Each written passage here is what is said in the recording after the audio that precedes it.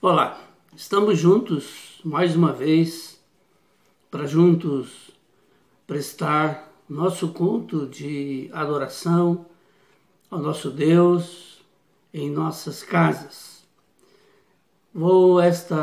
Nessa noite, nesse dia, estou dando seguimento à exposição que temos feito já há alguns domingos da primeira carta do apóstolo Paulo aos Coríntios, o capítulo 3.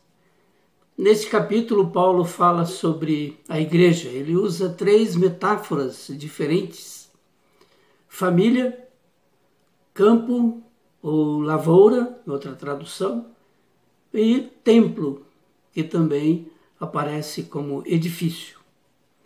Para Paulo, a igreja é uma família, cujo alvo é a maturidade. Para Paulo, a igreja também é um campo ou uma lavoura, cujo alvo é a quantidade ou a produtividade. E também Paulo vislumbra a igreja como um templo, como um edifício, cujo propósito é a qualidade. Essa interpretação é feita por um autor citado pelo reverendo Hernandes Dias Lopes no seu livro 1 Coríntios, Como Resolver Conflitos na Igreja, onde ele expõe a primeira carta do apóstolo Paulo aos Coríntios e que estou tomando como base para as mensagens de exposição nesta primeira carta do apóstolo aos Coríntios. Vamos examinar mais de perto cada uma dessas figuras: família, campo, lavoura ou templo. E hoje vamos examinar a expressão "a igreja é família de Deus". No capítulo 3, versos de 1 a 4, acompanhe comigo, por favor, a leitura desses versículos.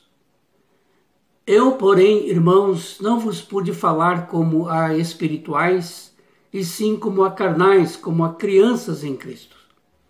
Leite vos dei a beber, não vos dei alimento sólido, porque ainda não podíeis suportá-lo. Nem ainda agora podeis, porque ainda sois carnais. Porquanto, havendo entre vós ciúmes e contendas, não é assim que sois carnais e andais segundo o homem? Quando, pois, alguém diz, eu sou de Paulo, e outro, eu de Apolo, não é evidente que andais segundo os homens? Veja aqui nesse texto as expressões recém-nascidos, crianças, leite, alimento. Todas essas expressões trazem para nós a figura da família. É uma linguagem familiar que ele usa aqui e também em várias partes desta carta. Nós fomos regenerados para uma nova família, somos filhos que temos a Deus como Pai. Fomos redimidos de uma tradição familiar para outra. É sabido que nosso histórico familiar tem grande influência sobre as nossas ações. Mas, diz Pedro também na sua carta, fomos libertados de um histórico familiar destrutivo. Fomos regenerados para o amor fraternal, para o amor em família. Pedro escreveu, sabendo que não foi mediante coisas perecíveis, como prata ou ouro, que vocês foram resgatados da vida inútil que seus pais lhes legaram, mas pelo precioso sangue de Cristo, como de cordeiros sem defeito e sem mácula. 1 Pedro capítulo 1, versos 18 e 19. Numa família, nós nos alegramos, todos, com a chegada dos filhos. Ficamos encantados com aquela criaturinha frágil, cuidamos, alimentamos, mas o nosso desejo é que ela cresça, se torne uma pessoa adulta, independente. Às vezes podemos rir, fazer cara de bobo quando ouvimos as primeiras palavrinhas mal articuladas daquela criança, mas se à medida que o tempo for passando, essa criança não desenvolver uma fala mais articulada e compreensível, nós ficamos preocupados. E assim é em todos os aspectos do desenvolvimento dessa criança. Quando o apóstolo Paulo fala aqui de crentes espirituais e crentes carnais, ele não está ensinando que existem duas categorias de crentes: os crentes carnais e os crentes espirituais, isto é, os maduros e os imaturos. Essa tese de que crente carnal recebeu a Cristo como Salvador, mas ainda não o recebeu como Senhor, essa tese de que uma pessoa pode receber a justificação, mas ainda não está se santificando, essa tese de que uma pessoa pode ser salva, mas ainda não obedecer a Cristo, é uma falácia, é um engano. Esse ensino gera nos crentes uma falsa convicção de pecado e uma falsa segurança de salvação. Aquele que ainda não recebeu a Cristo como Senhor, nunca o recebeu como Salvador.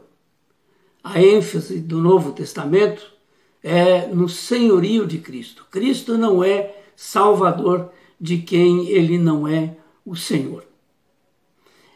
Entretanto, por que Paulo chama os crentes de carnais? A imaturidade e a carnalidade dos crentes de Corinto eram resultantes de dois fatores. O primeiro, a imaturidade é consequência de não se ter um apetite, de não se ter um desejo espiritual. A primeira razão da imaturidade era revelada pela dieta espiritual. Paulo fala que ele estava dando leite para eles, porque não podiam receber alimento sólido. Há alguns que pensam que a diferença entre leite e alimento sólido é que algumas pessoas da igreja podem receber determinado tipo de ensino, de doutrina, enquanto outras não. Será que Paulo está dizendo que algumas pessoas podem receber um tipo de ensino e que só mais tarde elas podem receber outro tipo de ensino? Não é isso que Paulo está dizendo. A diferença é de aprofundamento. Você ensina as mesmas doutrinas numa classe de crianças, assim como ensina as mesmas doutrinas numa classe de doutorado em teologia.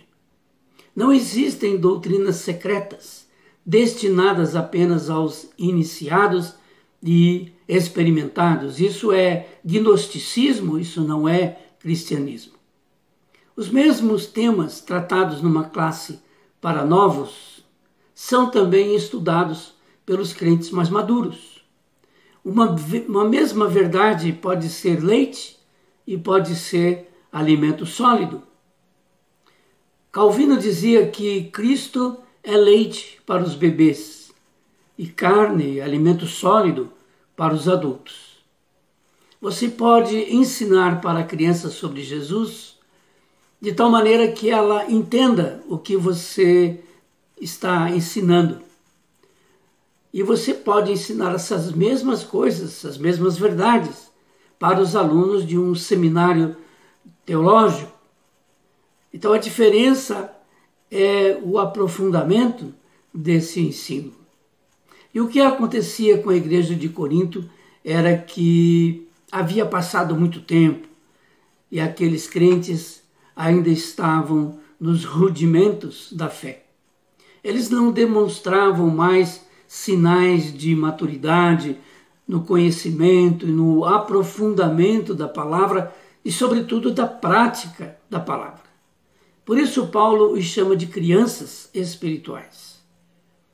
O texto de Hebreus revela que a maturidade não é apenas uma questão de conhecimento, mas é sobretudo uma questão de prática. Veja o que ele escreveu. A esse respeito, temos muitas coisas que dizer e difíceis de explicar, porquanto vos tendes tornado tardios em ouvir. Pois com efeito, quando devia ser mestres, atendendo ao tempo decorrido, tendes novamente necessidade de que alguém vos ensine de novo quais os princípios elementares dos oráculos de Deus. Assim vos tornastes como necessitados de leite e não de alimento sólido. Mas o alimento sólido é para os adultos, para aqueles que, pela prática, têm as suas faculdades exercitadas para discernir não somente o bem, mas também o mal. Hebreus capítulo 5, versos 11 a 14. Infelizmente, há crentes que nunca deixam os rudimentos da fé, não se desenvolvem, não se aprofundam, estão sempre bebendo leite. A maturidade não é alcançada apenas pelo conhecimento da palavra.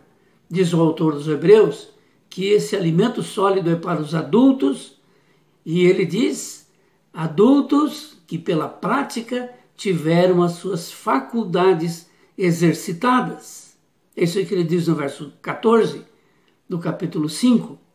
Mas o alimento sólido é para os adultos, para aqueles que pela prática têm as suas faculdades exercitadas para discernir não somente o bem, mas também o mal.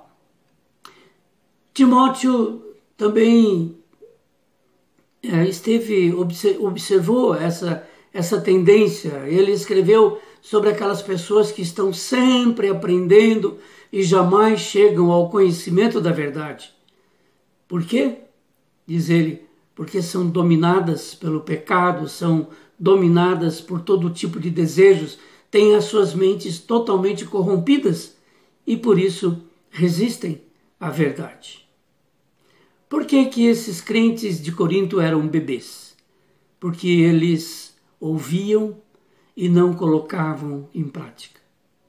Por isso Paulo está dizendo que é preciso que alguém chegue e ensine sempre as mesmas coisas a eles. Os crentes de Corinto não exercitavam, eles não praticavam o que ouviam. Por conseguinte, eram crianças. Um crente imaturo está sempre empolgado com os rudimentos, porém não demonstra interesse em se aprofundar na palavra e, sobretudo, em praticar aquilo que já aprendeu, aquilo que já entendeu. Está sempre correndo atrás de mais conhecimento, de mais rudimentos, mas dificilmente coloca em prática. Em segundo lugar, Paulo os chama de carnais, de crianças, porque a imaturidade é consequência de relacionamentos mal orientados. Se existe uma coisa que entristece os pais, é ver seus filhos se envolvendo em relacionamentos mal direcionados, com pessoas de má índole, de conduta reprovável, com valores contrários àqueles que desejam ver nos seus filhos. Isso invariavelmente contamina o ambiente familiar. E surgem aí as discórdias, as brigas e todo tipo de desentendimento. Isso pode acontecer na igreja. A imaturidade dos crentes, ela é conhecida quando os crentes deixam de viver em união para formarem partidos dentro da igreja.